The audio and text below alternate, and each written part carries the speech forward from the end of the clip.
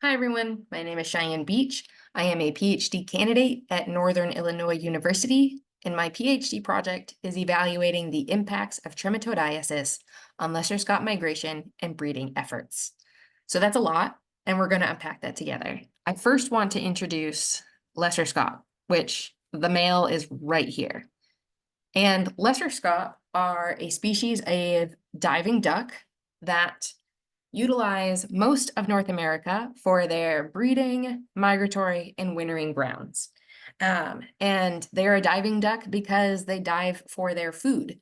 So they're just physiologically adapt to diving for their food in large open waters. Lesser Scaup have been experiencing population decline since the mid-1970s, and we're still kind of unsure why they've been experiencing population declines. A lot of things have been thrown around, like habitat loss, the degradation of habitat left on the landscape, decreases in food availability, maybe interference with heavy metals.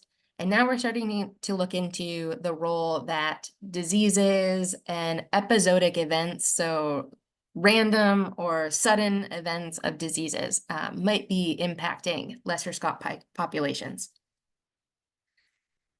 With that, we think what might be happening is something like carryover effects. So something that's happening in one part of their life cycle might be impacting another part of their life cycle. So maybe something happens to them in their wintering grounds, which negatively impacts them in their during their migration, which might negatively impact them during their breeding time. And so essentially carryover effects are something that happens in one season that negatively impacts them in a future season. So basically domino effects. And what we think is happening is the spring condition hypothesis. And this hypothesis essentially states that because there is decreased food available during spring migration for lesser Scaup, that is decreasing their body condition once these birds reach their breeding grounds. And because of that decreased body condition, we think that their reproductive success is negatively impacted. So this is this carryover effect in a nutshell. Now, I want to introduce the idea of invasive species and novel parasitic infections, and we'll group that or loop that into how that impacts carryover effects. So invasive species might be impacting a community in terms of disease ecology by either one, being an introducer of a disease to a new ecosystem, meaning that they bring this novel disease to a new ecosystem and spread that disease to multiple community members of that new ecosystem. So a bunch of different species now are infected with this novel disease, which negatively impacts that new ecosystem. Also, invasive species can be disease amplifiers, where they're not necessarily bringing a new disease in. The disease already exists in this new ecosystem, but at really low prevalencies. So maybe only a couple of species and maybe only in certain areas of this ecosystem. But the invasive species comes in, gets that disease, and spreads it to more parts of the ecosystem, new species of the ecosystem, which again can negatively impact that ecosystem and the community. So invasive species can affect an ecosystem by spreading diseases in various ways. That brings us to the invasive species of this system that I study. So Bithynia tentaculata, that is the invasive species that I study. Its common name is the faucet snail. And the faucet snail was introduced to North America in the late 1800s. And it has spread east to west across the Great Lakes ecosystem and was first detected in the upper Mississippi River system in the early 2000s. So this faucet snail is the intermediate host to a couple of different trematode species. And essentially what happens is the faucet snail gets the trematodes, they develop within the snail, birds eat the snail and they get the adult trematodes. This is an intestinal trematode parasite, so it's only within the intestines of the birds. The trematodes grow into adults in the intestines of the birds. They sexually reproduce, they lay eggs, the birds defecate those eggs, and the process of the trematode life cycle starts over again. While they're in the intestines of the birds, they cause a tremendous amount of hemorrhaging. So that's the big thing that's happening, is they're just decimating the intestines of these birds. And the definitive host, or the final host of these parasites, is waterfowl. But in the upper Mississippi River system, lesser scaup are being impacted disproportionately. We don't really understand why. These parasites have the potential to cause die-offs. So birds can die from these parasitic infections. And we see a couple thousand birds, mostly lesser scaup and American coot, die every year in the upper Mississippi River system. So the majority of those die-offs are occurring in pools 7 and 8 of the Mississippi River. This is also where the faucet snail has the greatest density.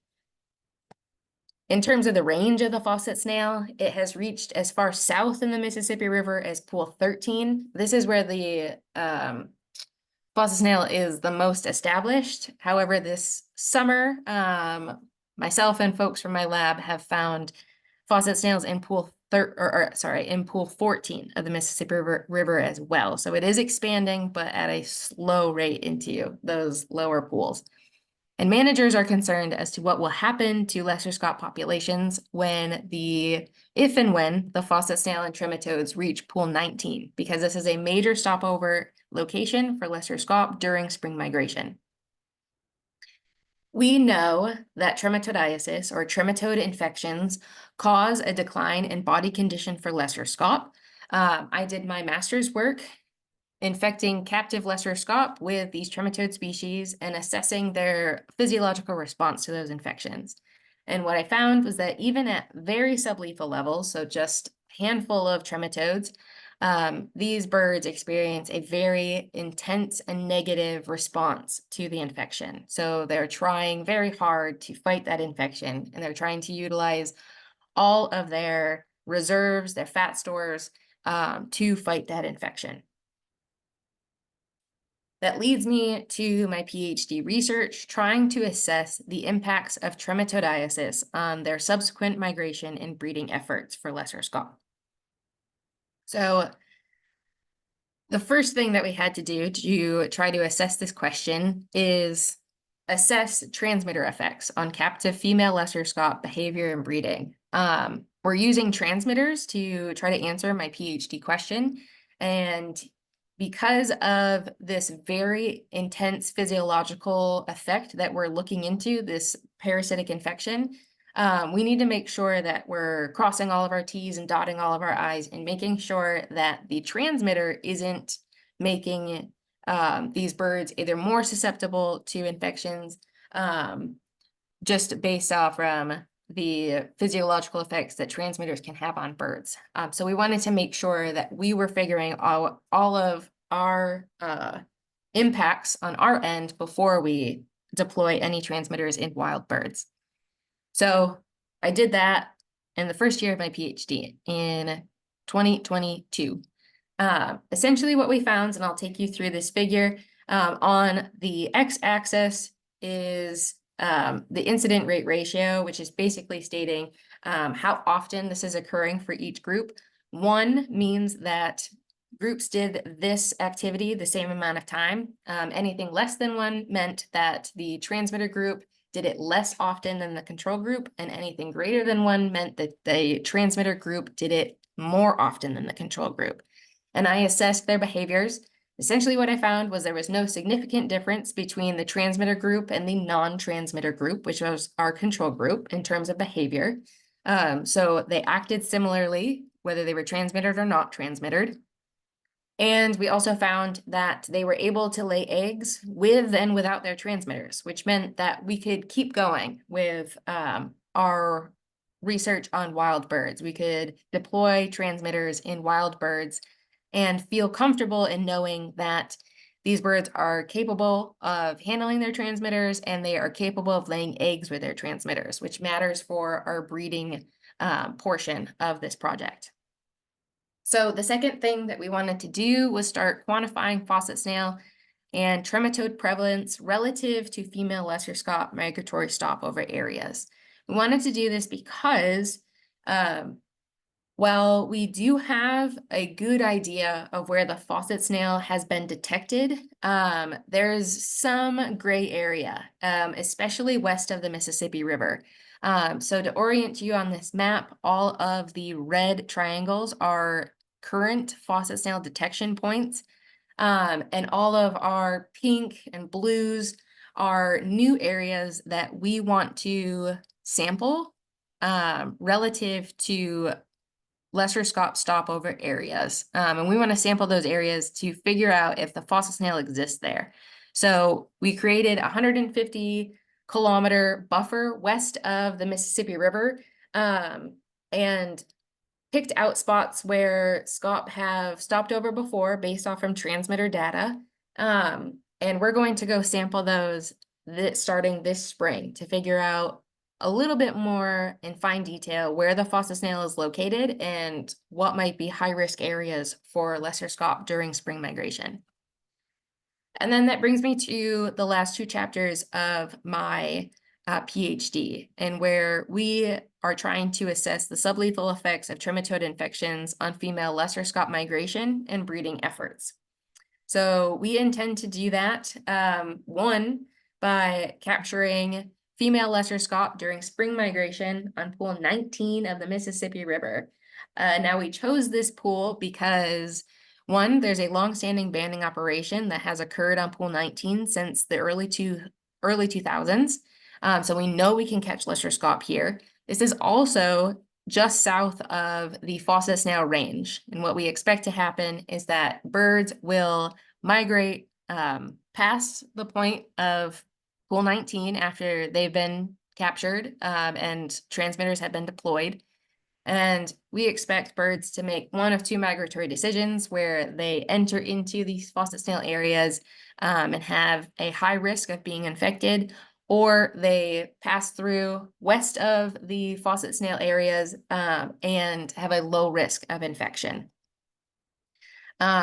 Essentially, this is what we think will happen, that once birds get their transmitters, they get adjusted to their transmitters, and then they start migrating again, we might see a smattering of birds across the landscape like this, and they might encounter faucet snails if they enter into this like high risk area.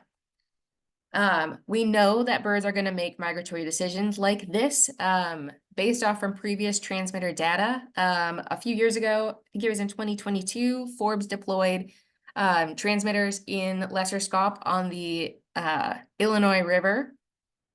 And from those birds, we saw exactly what we expect to happen, where some enter into these faucet snail impacted areas and some don't. So essentially what we expect to happen is, one, we've got tagged female Scaup. We expect those tagged female Scaup to give us back data on their locations as they move through their migration and breeding efforts, and those locations will indicate movement and breeding behavior. We also expect to determine faucet snail and trematode distributions in relation to female Scaup use, and we'll utilize that information to quantify faucet snail densities and trematode prevalence in Scaup use wetlands. So we'll be able to use that information to develop models and determine likelihood of infection for birds using trematode impacted areas. And between those two things, we're going to quantify changes in migratory and breeding behavior relative to infection status. So on one hand, we've got the birds giving us data on where they're going, how they're doing that, and how their breeding efforts are looking. On the other hand, we're going to try to fill out this risk map for the lesser Scaup a little bit more and try to assess how they might be, how the landscape might be impacting them based on faucet snail distributions and Scaup use. So in terms of management implications, we expect one of two things to really be happening. Either the impacts of trematodiasis have a significant impact on lesser Scaup migration and breeding efforts, which means that we would recommend that managers take conservative Scaup harvest regulations and increase the quantity and quality of migratory stopover areas outside of the Mississippi River system because it's being so heavily impacted by the faucet snail.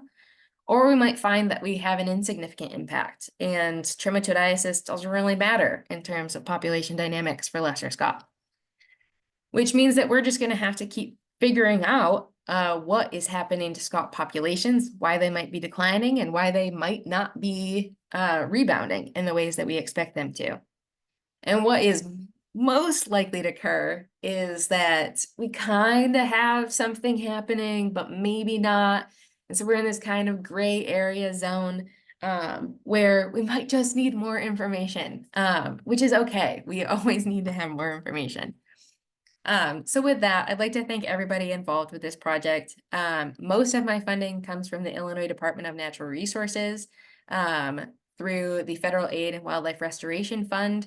I'd like to thank everybody at Forbes Biological Station that helps me do all of my work, as well as every single person that has ever helped me and collaborated with me on everything that I've ever done. So I really appreciate all of you. I appreciate you spending the time listening to me. With that, are there any questions?